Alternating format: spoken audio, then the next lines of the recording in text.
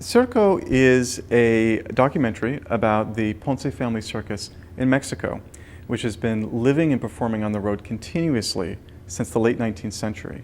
But now is really trying to struggle to preserve its way of life, its livelihood, and its art into the 21st. It's an intimate story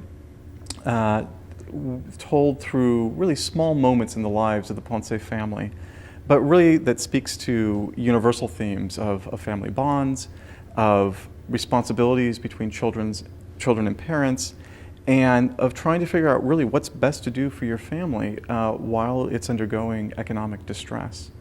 And the dilemma that the Ponce family faces is really a universal one faced by millions of rural Mexicans for whom a way of life that has sustained them for generations is increasingly unviable, and their options are very few.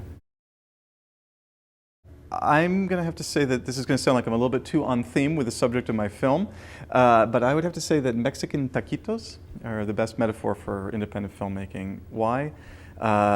Because like good storytelling, they're always the best when you use local ingredients. There has to be something a little bit spicy on it to make it taste good.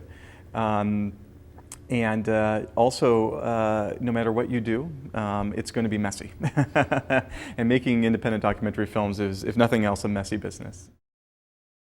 I guess what motivates me as a director, I hope this doesn't sound naive, but it's this kind of belief that what documentary can do is to really break down the barriers to our understanding of other people.